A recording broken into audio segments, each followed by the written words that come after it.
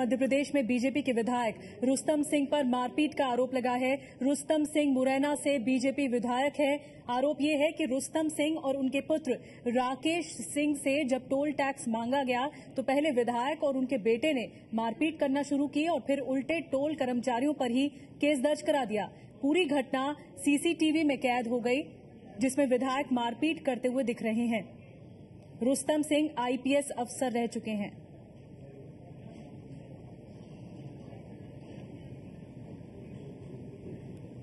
विधायक साहब की गाड़ी आई थी, उनके आगे 3-4 गाड़ी खड़ी हुई थी। बस इतने ही आगे जब उनकी गाड़ी आई है तो उन्होंने सीधे टीए हमारा टीए है जो टिकट काटता है, उसकी मारपीट चालू कर दी है।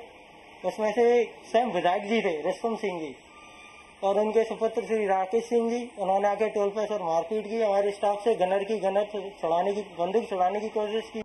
तो वहां पे जो पीड़ित थे उनका साफ तौर पर कहना है कि रुस्तम सिंह की दादागिरी सामने आई। एक बार तस्वीरें आप फिर से देखिए, जहां पर देखने को मिल रहा है कि टोल टैक्स जब कर्मचारियों ने मांगा इनसे तो ये भड़क गए और मारपीट पे उतारू हो गए। ऐसे में झगड़ा काफी बढ़ गया। तस्वीरों में देखा जा सकता है कि किस तरह बीजेपी विधायक गुंडागर्दी और उनके समर्थक गुंडागर्दी कर रहे हैं।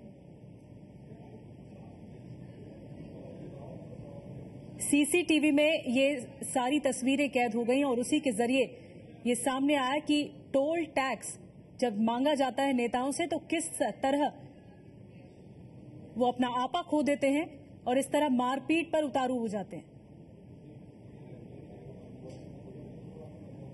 बीजेपी विधायक मध्य प्रदेश से उनकी इस तरह दादागिरी की तस्वीरें सामने आई हैं। टोल टैक्स न देने के लिए इस तरह टोल टैक्स कर्मचारियों के साथ दादागिरी करते हुए नजर आए। और बीजेपी ने रुस्तम सिंह का बचाव किया है, लेकिन कांग्रेस ने हमला बोल दिया है।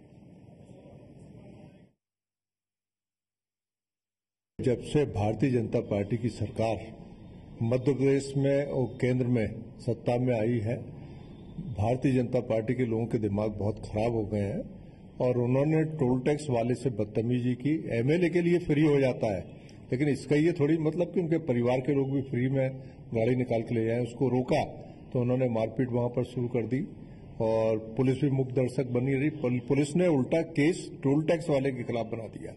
पुलिस को बनाना चाहिए था एमएलए और एमएलए के परिवार के लोगों के खिलाफ केस, लेकिन पुलिस दबाव में काम करती है मध्य प्रदेश में बीजेपी के, और इसीलिए उन लोगों को टोल टैक्स वालों को परेशान किया जाता है और मध्य प्रदेश में गुंडागर्दी भारतीय जनता पार्टी के लोगों की बढ़ती चली जाती है।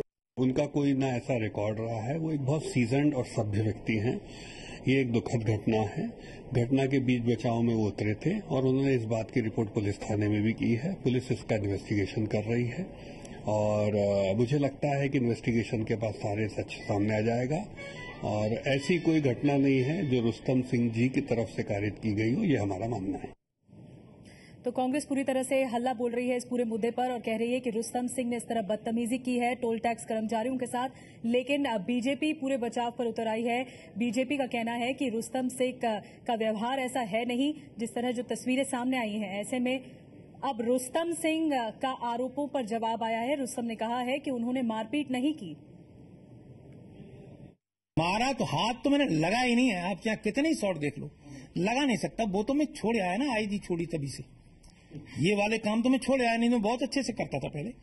जब एसपी में तो Indore SP, Jabalpur SP, Raipur SP 10 साल रहा हूं भाई। लॉ एंड ऑर्डर कैसा होता था मेरा पीरियड पता लगाइए आप। लेकिन हम दूसरे क्षेत्र में, हम जो है ना जनता के बीच में हम सौहार्द वातावरण बने, कोई गड़बड़ न हो। इन्हें यहाँ टोल टैक्स चलाना है, लोगों से झगड़ा हो जाएगा, कोई बड़ी वारदात हो जाएगी, कल को न्यूसेंस तो मेरे लिए बनेगी, मेरी विधानसभा की बात होगी, झंझट मेरे लिए बनेगी। इसके लिए हम लोग गए, हमने हाथ नहीं उठाया, हमने धमकाया कि मानो तुम लोग ऐसे करके मानिए, हटाया भी और बंदूक को पकड़वाया। जो लिए हुआ ताने उसको बोला था, मैंने अपने ही बेटे को बोला, मैंने इसकी बंदूक पकड़, ये चला देगा तो पता नहीं किस में लगी, किसको क्या होगा। तो उसने उसकी राइफल को थामा हुआ है। अब मैं ये कहना चाहता हूं कि उसकी बंदूक पकड़ने हमें क्या जरूरत पड़ी? क्या जरूरत है? हम लोग उनके बीच में जाके बंदूक पकड़वाए, हम चल रहे हैं, क्या जरूरत है हमको?